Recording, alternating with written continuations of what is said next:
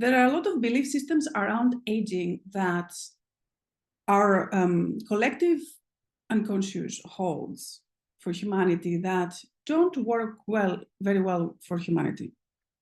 And there are some ideas from experts and from people all around us that over 30, this XYZ thing happens to your body. Recently, I was reading an article about that over 40, your metabolism just slows down.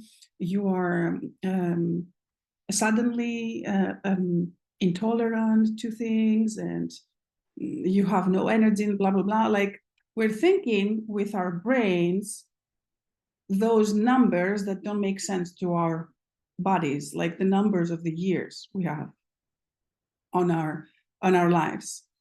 And at the same time, we're programming our subconscious mind to think that, I don't know, over 40, okay, it can only get worse from here. I can only decline from here. It can only get worse in so many ways.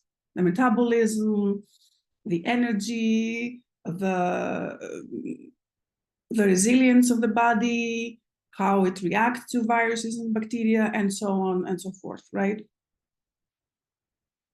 Yet, I would really ask myself if that's true. Of course, our bodies age. Of course, we have an expiration date, right, in this physical suit. Yes, that's true. But I would argue that a lot of those things that we label as aging are not really aging damages. They are not really because of aging.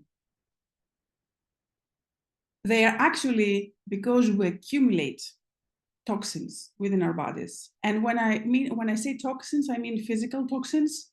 We accumulate toxins from what we eat, what we put on our bodies, and we accumulate emotional toxins and mental toxins on what we think, what we engage in, what we're, watching on the news, what we let ourselves absorb in a mental manner, and what we let ourselves not feel, like emotions that are not felt, they're not healed, they're not let go of. They will be absorbed and accumulated and stored within our bodies. Their energy, if they are not felt, if they are not released, they will accumulate. And the more they accumulate, the more those emotional, mental toxins and physical toxins accumulate within our bodies, the more problems they create, the more obvious they will become. So when we are kids, we don't have that many toxins, usually. Most kids don't, right? But over the time and the course of our lives, we take more of those, we release less. We take more, release less. The result is that although our bodies are very, very resilient, at some point, maybe really around 40 or 30 or 50, things usually happen for most people. So the average of the person around us has accumulated a lot of toxins and things maybe start falling apart, slowing down, becoming different, becoming obvious. The body is shouting that it needs help.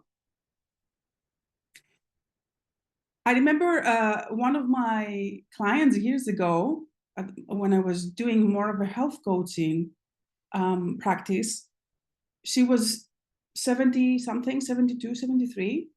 She was taking lots of pills. She was overweight. She went to the doctor. The doctor told her, you need to release some weight, but you're over 70. So this will be probably impossible for you, but well, maybe you can try.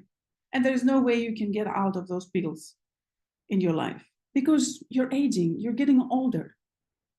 And she came to me and she told me that. And, when I hear things like that, I'm like, okay, watch us. So 6 months later, she's down 10 kilos, around 20 pounds. She doesn't need her high blood pressure pill anymore. And she goes back to the doctor and the doctor's like, well, I don't understand what happened. So it was an obvious example of the fact that she had accumulated stuff in her body that her body found a way to release, and she reversed her aging process. Basically, she went back in time. So it's possible to go back in time. It's possible to get back to better health. If your body is shouting, don't just believe this idea that you're aging and that's it. There's nothing you can do. This is a very, very disempowering idea and perspective to hold. And it can only get you into more and more accumulation of stuff. There's things you can do, from doing some detoxes on the physical part, changing your diet, doing more exercise. And I would argue that children move a lot more than most adults in their 40s do. So how do you expect your body to be in the same fitness level as you were in your 20s? It probably won't be anyway, but it can be really better, much better than the average 45-year-old person. So unsubscribe from this idea that the more you age, the less healthy you have to be. And this is just how things are, because this will get you into more and more unhealthy ways, unhealthy pathways, timelines in your life. And engage in more healthy goals for you. How would it look like if you were healthier? How would it look like if you didn't believe in this idea that if you're 45, you probably have high cholesterol, low energy, and you have no will to live, right? This does work very well for big pharma, but it doesn't work very well for humanity. So, and the other aspect of letting go of these toxins is, again, you have to work on the mental system, the belief system, or the emotional accumulation of stuff. When you start doing, let's say, energy healing to help you with letting go of these things, you will see you will have a lot more energy, a lot more. You might start, feeling a lot better in so many ways because you're letting go of the toxins. And this should be your goal, to live as healthily as possible until the expiration date is here. We're all going to die at some point, younger or old. It's fine. You don't have to be sick in the process. You don't have to struggle in the process.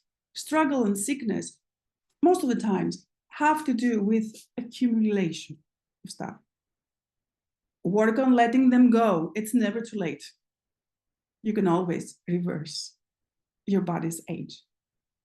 And don't subscribe to these belief systems that your body needs to start decaying in your 30s, 40s, 50s. It doesn't. Your body is extremely resilient, an amazing mechanism that has so much wisdom that you can never imagine. And if you help it, it will help you back. Think about it, work on it, and let me know how it goes. Have a good day.